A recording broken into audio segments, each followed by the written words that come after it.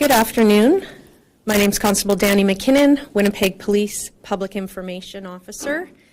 Thank you for coming this afternoon. We would like to discuss one matter, and it's a crime suppression initiative that's taken place recently in the William White neighborhood. Before we do that, let's acknowledge that we are in Treaty 1 territory, the home and traditional lands of the Anishinaabe, Ojibwe, Innu Cree, and Dakota peoples, and in the national homeland of the Red River Métis. Our drinking water comes from Shoal Lake 40 First Nation in Treaty 3 territory.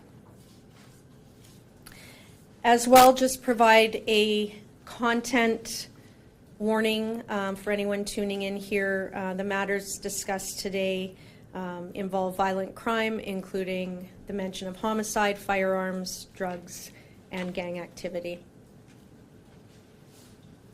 In February 2025, the William White neighborhood experienced higher crime volumes compared to the same time last year. And these incidents were notably more violent in nature. In February, police responded to 3 homicides, for instance, in a very small little area here. 2 homicides on February 15th in the 300 block of Alfred Avenue, and 1 short time after on February 27th in the 500 block of Magnus Avenue. As well, there were multiple firearm-related offenses, arsons, assaults, and robberies, and these all gave great concern to community members and among the police as well. In response to this violent criminal activity, Winnipeg Police Service Guns and Gangs Unit, with the assistance of North District Community Support Officers and other police members, launched a crime suppression initiative. Between February 26th and March 9th, just this past week, the Guns and Gangs Unit maintained a visible presence to suppress crime, including gang-related activity that is known to be existing in William White neighborhood. Proactive efforts included individual and traffic engagements, and those are more commonly known as a spot check or a traffic stop, for example. Outstanding arrest warrants were pursued, and bail enforcement conditions were monitored and enforced. Many of these offenders were linked to known criminal and gang organizations within the city. And as a result of this short period of time, 9 arrests were made, 36 individual engagements took place, 21 traffic engagements took place. A search warrant was executed in the 600 block of Manitoba related to firearms, and we've previously released on that matter, as well as the homicides I mentioned.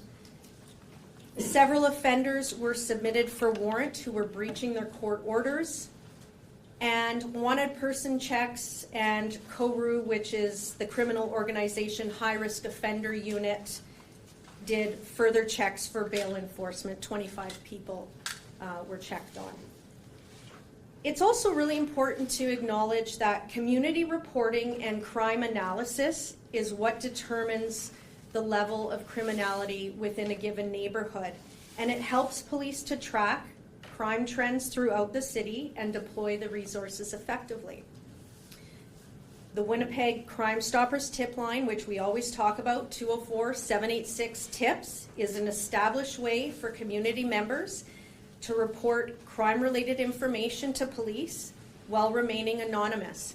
And the reality is sometimes it is important to remain anonymous. People feel more comfortable being anonymous, and so the Crime Stoppers tip line has a proven track record to do this. Winnipeg Crime Stoppers also offers cash rewards for tips leading to unsolved crimes, perhaps criminal offenses involving property, the seizure of drugs or firearms, and individuals who maybe have outstanding arrest warrants. So I can take some questions. This was just sort of a brief highlight of what has been happening in the William White neighborhood over that past week. Maybe could you just touch on the violent nature of a lot of these crimes and the increase in violent crime that police have seen recently in that neighborhood versus the same time last year? How significant was this increase? So in terms of actual stats and numbers, that I don't have as a graphic right in front of me, Chris, so we can look at that. We can even do a 5-year.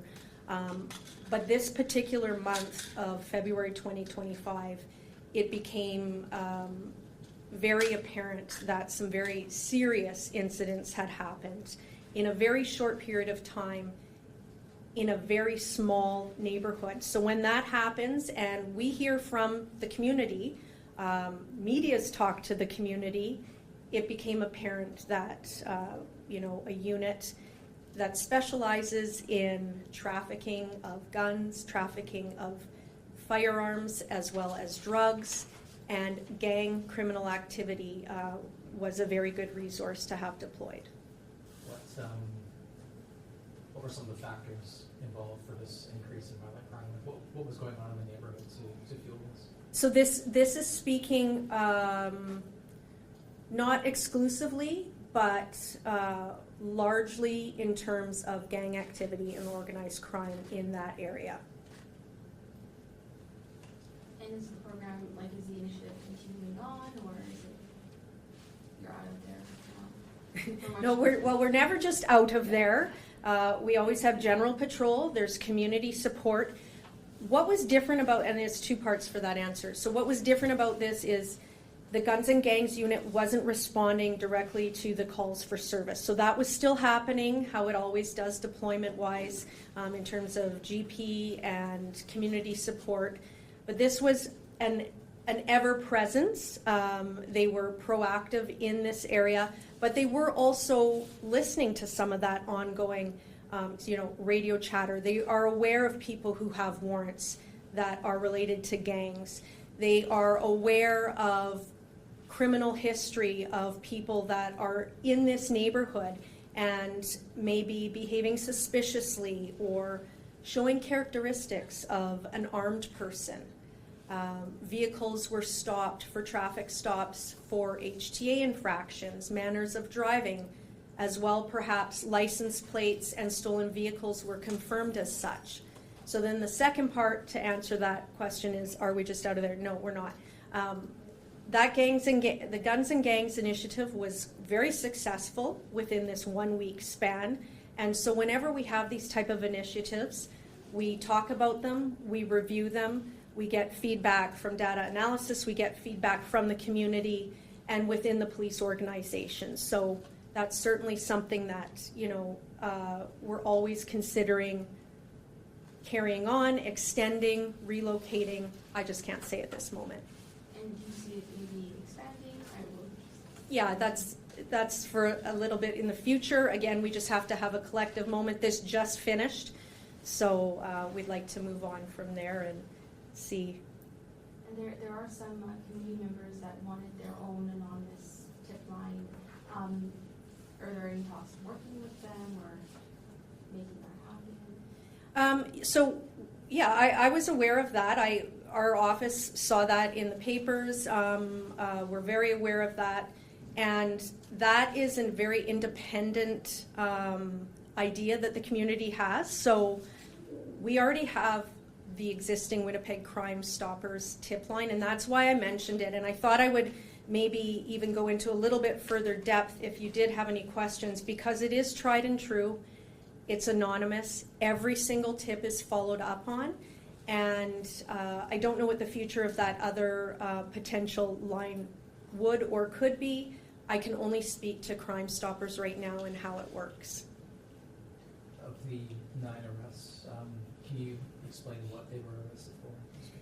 I can speak anecdotally. I don't have a list of all of the incidents. I wanted to just prepare this and get this up today, moving into the weekend. There's some firearms related offenses. Of course, there's going to be some weapons. There was a number of breaches for court orders, and that was a big piece because many of these individuals that we dealt with are known to police, they're recognized, and they're part of a bail release program already. So that's very important, is to do the monitoring and then the enforcement on any breach conditions. So that, again, is a big part of it. Of those 9, do you know how many are in gangs? No. And they don't include the 8 that were cited by Inspector Hall prior to this 2-week period, is that right? Some of them may be included in those numbers as well, yes. I mean, because Inspector Hall is the commander of the North District, and William White falls under that neighborhood. Do you know that Manitoba Avenue search warrants, if that led to any arrests or any kind of seizures of any events? The 600 block of Manitoba? Yes. Yeah, so we did a release on that. We did a release a week or so ago, I believe, and it resulted in the arrest of a 14-year-old. This was a situation where police were called to a shooting exchange from 2 groups. Not everyone has been identified. The investigation is still ongoing as far as I know. But a 14-year-old was injured, but he was also arrested and charged with firearm offenses. And part and parcel to that, on the 27th, so that one was the 19th, so on the 27th, Guns and Gangs executed a search warrant in that exact same area, known for drug trafficking, gang activity. That was the response to that. And 5 people were arrested. 1 person was charged. It was a 61-year-old male, and a rifle and some ammunition were seized, and you can always refer back to that one. The release, it does mention, community reporting and crime analysis to help track trends and address them. How crucial is it in any neighborhood, of course, to get that reporting from the public? It's extremely important. I know we do say this often, and I don't blame the community when you say, oh, this isn't a big deal. Like, say, for example, property crime.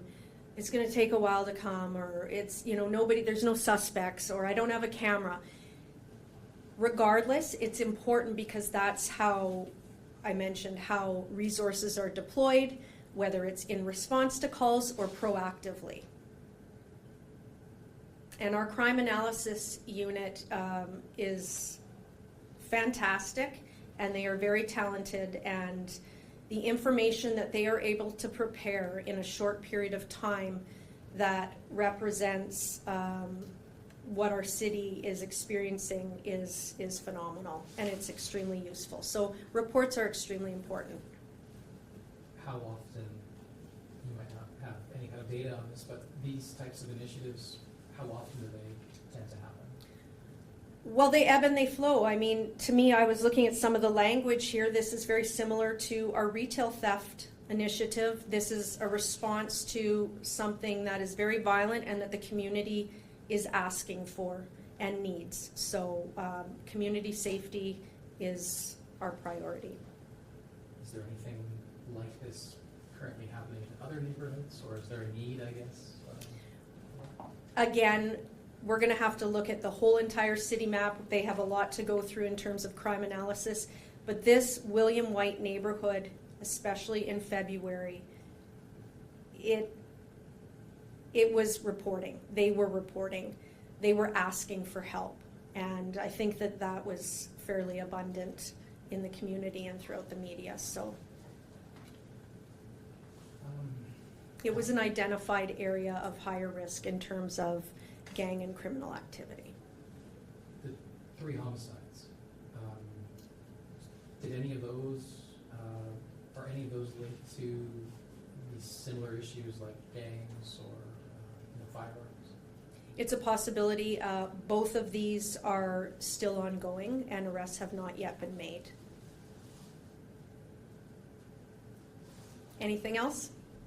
Is there a link between the homicides, or are they separate? The initial one on the 15th, 2 people were deceased in that one. Yeah. Is there, I guess what I was asking, sorry, is there a link between that one on the 15th and the one that happened on the 27th, or are they believed to be? That's separate? not something I have information on. Anything else? Thank you.